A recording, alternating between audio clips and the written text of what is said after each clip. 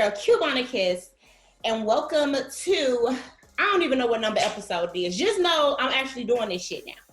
And today I have the owner and the CEO of South Central Finest Clothing, Jabaree. What's up, Jabaree? It's good. How you doing today? I am great. You know, it's 92 and sunny here in Chicago, even though y'all got like clouds and stuff in LA right now. Yeah, I'm about to say. It's nice. Out here sitting under the clouds, like. Yeah, I'm not gonna complain because it's Chicago. It's cold majority of the time of the year, so I'm gonna enjoy all this 90 degrees. Okay, but for real. But Jabaree, let's talk about what South Central Finest Clothing is. Like, where is it located and what is it?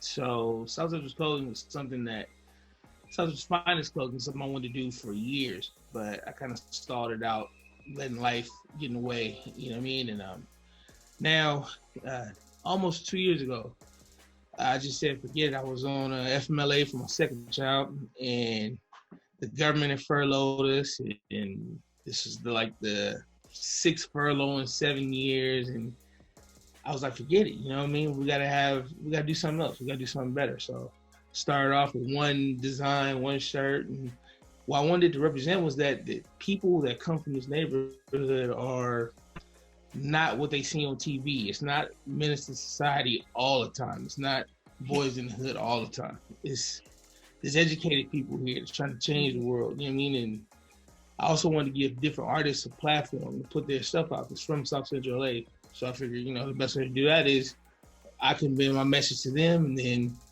let them put it on, and we made it work. So wait, that's dope. So like what type of artists are you working with? Right now, I'm working with a cat, Nassim. That's his tagger name, but his real name is Gabriel. Cool dude. He used to be in the Tagger Cruise back in the day, and now he's a graphic designer by trade. And met him through a couple of different channels. My girls, her friends, her friends, husband's friend. You know what I mean?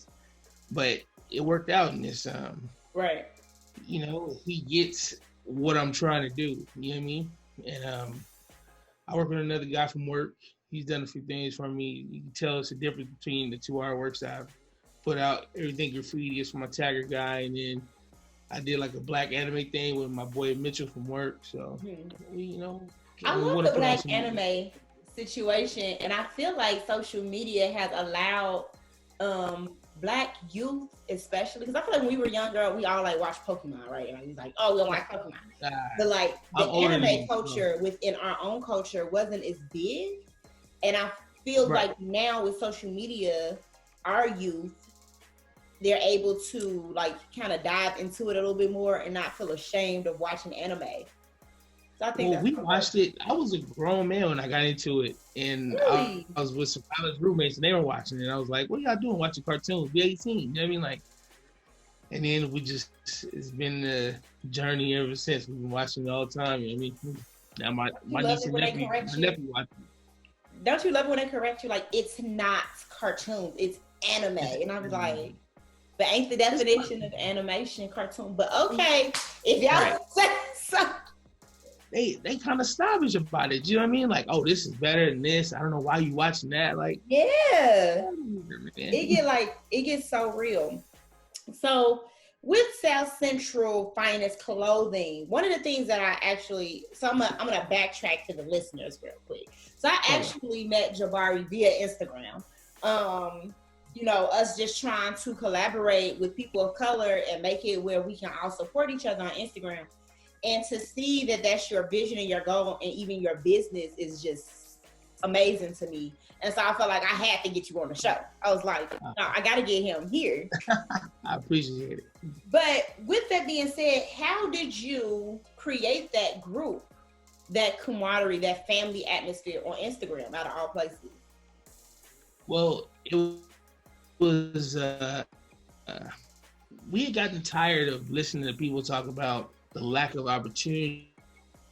And what we noticed is that other communities can create their own networks without no hassle, no issue. So I wanted to kind of dispel the notion that Black people or minorities can't, function together and network and promote each other's stuff. Like my friend, with the high school nerdy jerks, you know what I mean? Right. We sell shirts. We got similar. We sell streetwear. You know what I mean? So it doesn't matter. It's enough money out here for everybody to get. It doesn't matter if you cross promote or whatever. You know what I'm saying? We need to create our own opportunities. Yeah. So that's why I started the network. So we can create our own means of advertisement, our own means of opportunities, like what I'm trying to do, next couple months.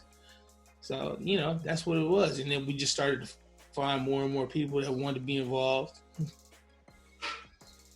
I think that's so dope. The people that I've met through that family partnership have been amazing to me. I'm like, oh, I didn't know that we had people that did this and that and this too. So I do love it. And I love that there's like not a true competition there. It's just, I want to see you win because I'm trying to win. And so I think that's amazing, especially in South Central, because like you said earlier, South Central get a bad rap. Yes, we do. All the time. I've been to South Central. I done been to Inglewood. I done been to LA. And I want to say this much. California got some of the prettiest goddamn hoods I done ever seen in my life. We're driving. They like, you in Inglewood. Who in Inglewood? I'm in Inglewood. I didn't understand what's going on. I'm like, this is beautiful. I don't understand.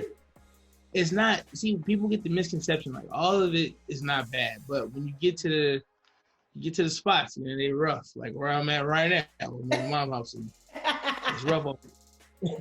I feel you. I live in Inglewood now. Inglewood is like the suburbs, though. It's like it's Black Hollywood is right next to Ladera Heights, so it's not that bad. Right. I definitely enjoy California. I can't wait to get back once the world semi gets back to normal, because I don't feel like we're gonna be back to normal till like 2022. But that's just my personal opinion. Right. But with the world being where it is currently, how is that affecting your business? Are you still able to sell your merchandise? Well, businesses, it's up and down. It's up and down already. That's just the natural business of it. But the COVID is even worse, because if people aren't going anywhere, why are they buying clothes? They're not gonna buy new shirts. They're not gonna buy new, whatever, because we're in the house all day, and how does it look? We're gonna be back in the house in a minute, because our cases are getting outrageous. The bars are open, and people are getting, it's the protest. It just, So, but people are still buying the clothes that have messages. So, like my Unity shirt, the one I have on now, shirts like that, they sell. But the other stuff, not selling right now. Just sitting there. Now let's talk about the shirts with the merchandise with the messages and like what they represent. So let's actually talk about the shirt you currently have on, and the shirt that's right now, like it's plastered on the social media account. So what was the inspiration behind this shirt, and what does it say? All right, I can't read it right here, but it's a Benjamin Franklin quote, and I found it that here, I got you. Justice will not be served until those who are unaffected are as outraged as those who are. I think that quote from Benjamin Franklin, which came hundreds of years ago, is very true right now, because we can't make the changes we need to make without other people who have been affected by it also feel as pissed as we are about it. And I've noticed that when you go to the protest, it's like 70% white. When you get out there, if you want to keep it real, but just not, you live in Chicago. You have a large Latin community out there too, right? Mm-hmm. So our Latino community, it's a little contentious out here between the Blacks and the Latinos at times. So we need them to understand that, our issues affect you too. Our issues have always affected you, from the Civil Rights Act all the way down. Yep. So when things like this happen, we need your support, and vice versa. When we Yeah. see Hispanic get killed or something in the street, we need to do the same thing. But that's it. We can't just do this on our own, and we can't just march and protest. We need action. You know what I mean?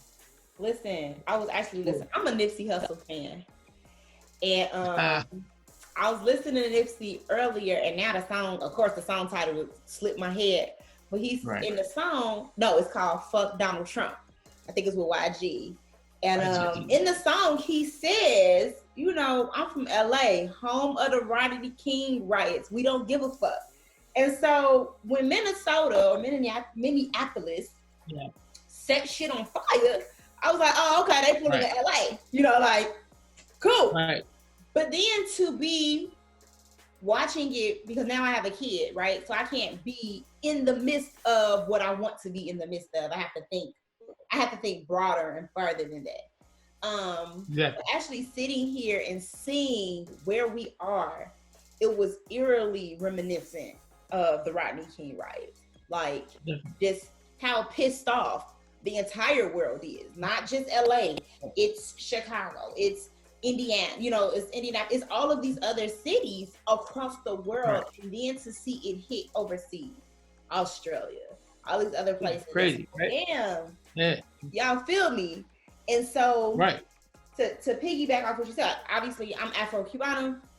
I don't speak a lick of Spanish, but I claim my heritage all day long. I'm Black and Cuban. And in Chicago, there was a huge divide at some point where the Hispanic community was protecting their community, but in the sense of protecting their community, it became a war between Latinx and the Blacks. And it can't be like that. We have to be united, because at the end of the day, some of our Latin brothers and sisters can pass for white, and some of them darker than both me and you combined. And so they need to understand that we need them just as much as they need us. And so for us to move further in our careers and to get things accomplished with this systematic racism, we need each other. Absolutely. But I really enjoy, what'd you say? No, it's just hard to get that message across because everybody's in their own space and worried about their own, you know, current issues. It's just, you understand our issues intertwined. Yeah. Don't have a television. You understand that we, you know, exactly, you know what I mean? We'll be in the game. We'll see how that works out in the next couple of years, though. That's so.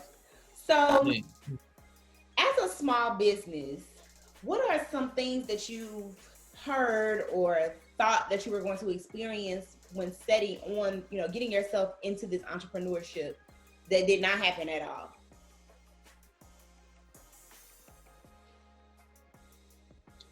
Nothing, because I didn't have that big of a, I just dove in, so I didn't think I was going to succeed. I mean, that sounds terrible to say at first, but I didn't think, you know, most companies don't make it in the first couple of years, so I didn't know where I was going to end up. And in the beginning, I made a lot of mistakes that I had to go back in and change, and I still don't have my website because I bought it from the wrong company, and I got to wait until they release it. And, you know, you have to be kind of prepared to make, you know, mistakes all the time. You know what I mean? Right. It's just the things that come up, but you get better at the game as you continue. Like, even with the designs, like, you start to notice who buying what, you know, what should I change? You know what I mean? Am I making a design large enough for a shirt? What's the new trend?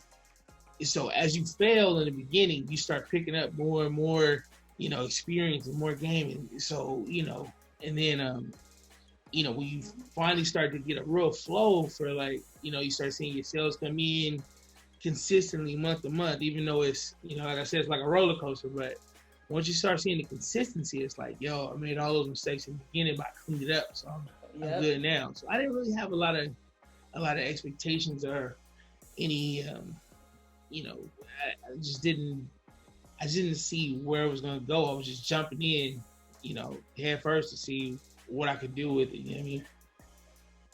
I think that's so dope. obviously I'm a podcaster, right? And I started off at radio broadcasting. But to see people take that jump, like, oh, you know what? Fuck all this stuff. I'm about to quit my job. I'm about to start my business. I'll be like, wait, huh? Like, I admire people like that because though I have faith in my craft and I have faith in what I do, I have faith in God. Right. But my fears do not allow me to do certain things like that. So when I interview my entrepreneur people, I be like, look, go ahead, because I couldn't do it. It's one of the scariest things to have, like, because I had quit my job not too long after I started the business. It was one of those things, not to sell shirts alone, but I did 7-8 years in the government. I was just tired of working for incompetent people. So, you know, we just made a decision. I started working on my own, doing my own stuff. It was the scariest thing ever because you still got a family to take care of. And I mean, we're doing it together. My woman, she good. You know what I mean? Finance and all that, but it's still, you know, you got to help contribute your part. You want to make sure you're on top of it. I'm still trying to sell shirts on the side. I got my children, you know what I mean? Like, it could get a little overwhelming, you know what I mean? And you just got to stay with it as long as you want it, you know what I mean? You got to keep the fire. That's the whole thing, is to keep the motivation, you know what I mean? Yeah. Because all this other life will beat you down. It will. If you let it, it definitely will. So Jabaree, if we want to purchase these dope ass shirts, how do we get in contact with you? All right. So yeah, best thing to do is check me on Instagram and then check out designs, check out what I got going on. And if you see something you like, you gotta go to shop.spreadshirt.com / South Central's Finest Clothing. Got you. So what we gonna do? What's your Instagram again? South Central's Finest Clothing. All together. All day long. Yeah. So no matter where you listening to this, the link to South Central Finest Clothing will be in the description. If you're watching this on YouTube, just check down below. Make sure you hit like and subscribe. Thank you so much, Jabaree. I really appreciate you coming on. I appreciate it. I was super nervous too. Don't be nervous. I told you this is lit. Like, very much so. I appreciate it. Yeah. So y'all stay tuned and I'll be right back. Woo child. Quarantine's still going on, honey. And guess what? Those kids still getting on your nerves, child. So why not take yourself on over to funcubed.com and order you and those kids a fun yet educational activity to do while you're still in quarantine. Listen, I understand. The world is slowly opening back up, but it's not all the way open yet. And those kids still need to learn stuff through the summer and still need to keep busy. So go ahead, go to funcubed.com and tell them Cubano sent you. Woo child. Shout out to Jabaree from South Central Finest Clothing for coming through the podcast, dropping some gems, and telling you where you can get those dope graphic tees. Okay? Now, you already know what time it is.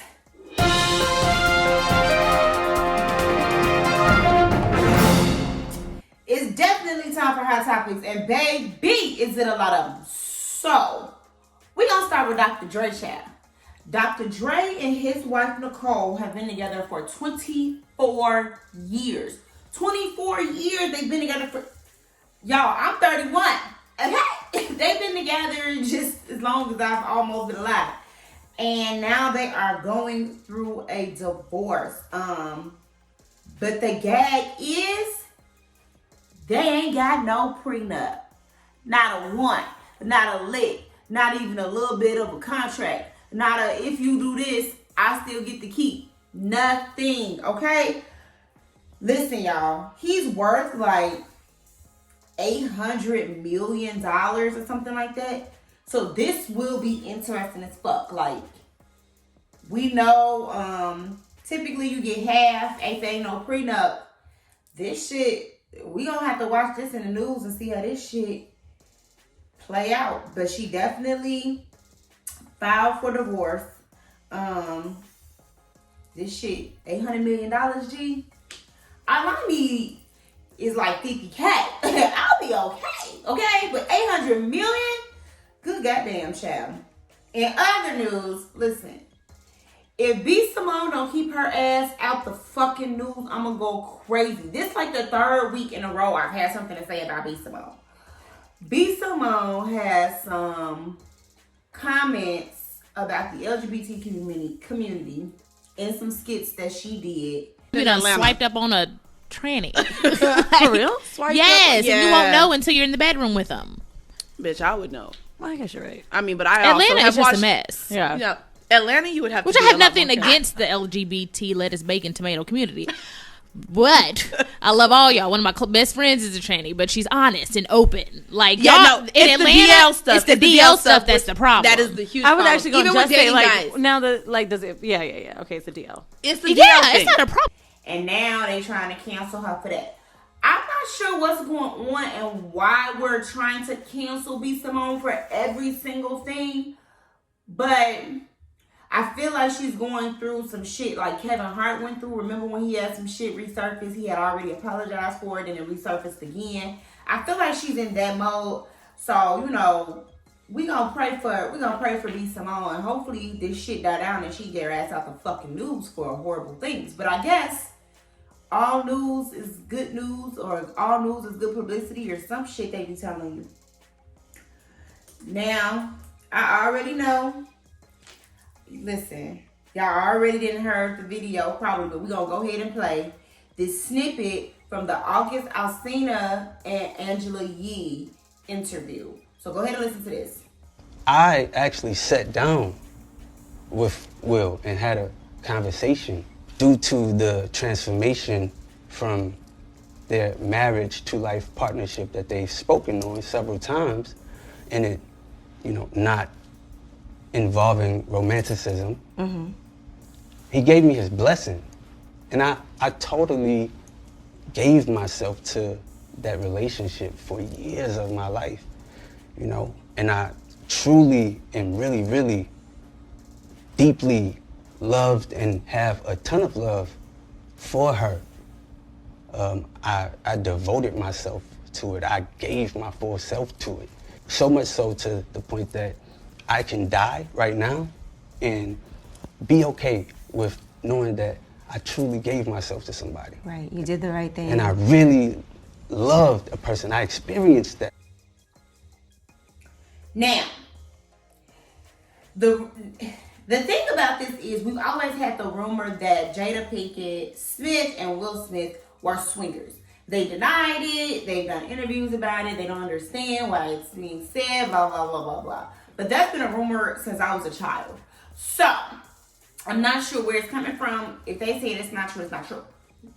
But now, August Alsina is saying, hold on. I loved you. I loved you, Jada. We was in a relationship for up to amount of years. And now I'm telling the world. And I had Will Smith's blessing, so fuck you.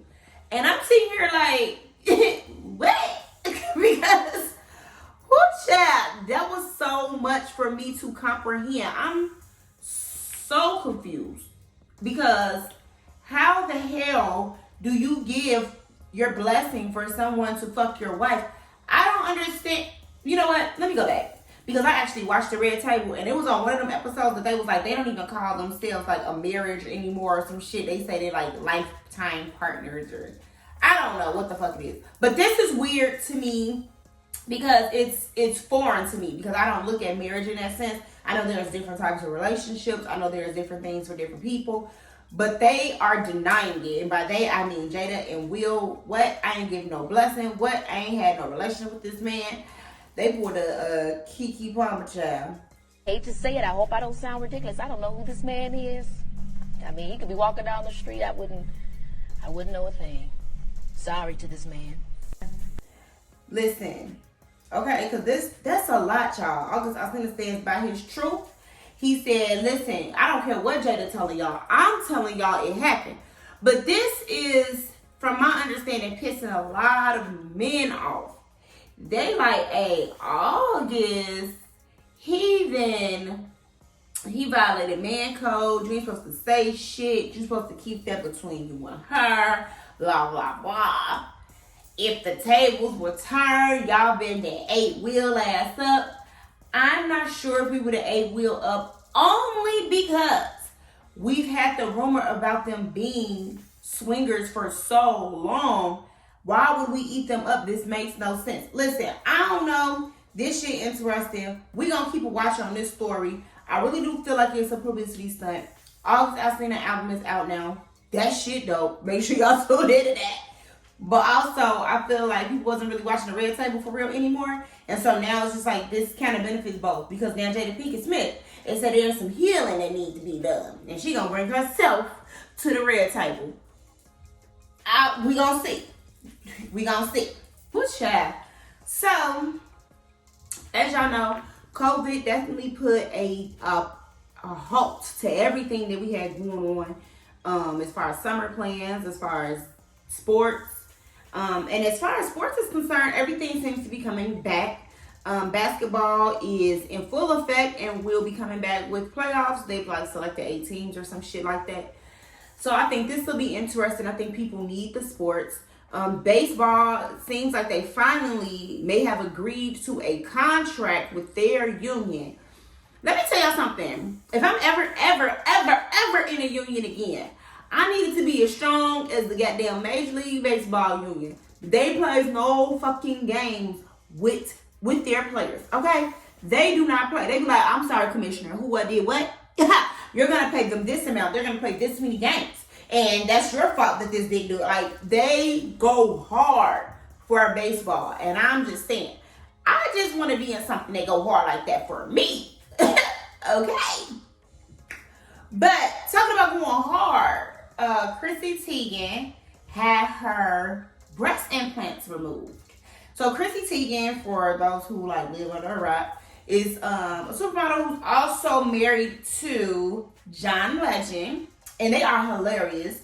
But she had her breast implants removed and showed them off, baby, when she got a really bad sunburn, and it looks really good. I don't feel like she ever needed breast implants. She was like top heavy and weird. You know, she got like a funny little square shape. So now she got these big ass titties sitting up in her face. So, you know, that's how that goes. So shout out to her for that, okay? But child, talk about going hard for you. Now, Jeffrey Epstein, y'all know who he is, right? So he was the one who was arrested due to the string of sexual assault. Very similar, but different from the R. Kelly situation. We had a lot of young girls that he was pretty much, you know, he sexually assaulted them. Had them doing weird shit at very young ages, telling them they was going to get massages, all kinds of shit. But he had a partner in crime. And I'm going to fuck her name up, but Ghislaine Maxwell was his right-hand man. That was his homie to the dirt, to the world blow up. And what happened was, so when they were doing the investigation, it came out that she was like pretty much the fucking recruiter. Like, oh, I got an opportunity for you. Let me show you how we can help you. And she was like luring these girls in. And so during the investigation, people was kind of like, well, Jeffrey Epstein got arrested. Why the fuck she didn't get arrested? But then when Jeffrey was getting ready to talk, he mysteriously got killed. I'm a conspiracy theorist. I don't think that nigga committed suicide. I think he got killed with a T. But now they have arrested Ghislaine Maxwell. And apparently she's getting ready to name motherfucking names. And if you don't know how important that is, let me tell you. She about to name names in the sense of who was at that island, when they was at that island, what they was doing at that island. Bitch, it's about to be lit. Let me tell you. First of all, we know for a fact Bill Clinton was there. We know for a fact Trump was there because he was listed on the legal documents when they sued Jeffrey. They sued Jeffrey Epstein and they sued Donald Trump. Okay? I mean, the list literally goes on as far as the men in Hollywood. That's why I really feel like Jeffrey got killed, because he knew too much. He was way too powerful. He had way too much information. So now that shit is really hitting the fan and the victims have come forward for Jeffrey, it's victims also coming forward in with this whole thing with Miss Maxwell. So it's women coming forward saying that she raped them. It's women coming forward like, no, I told her I did not want to do this and she held me down. I mean, it's all kinds of shit. It's about to get real. Okay? So I'm going to be watching this case just like I was watching Jeffrey Epstein case because, child, all I'm going to say is Hot Topics is sizzling this week. Okay? But y'all already know what to do. If you're liking this on YouTube, make sure you hit like and subscribe. Also hit that notification bell so you don't miss me or my podcast episodes, okay? You can also follow your girl at Cubana Kiss on everything, okay? That's Cubana Kiss on Twitter, Instagram, and Facebook. I got you. I'll be there waiting on you, okay? Until then, y'all, TTYL. Mwah.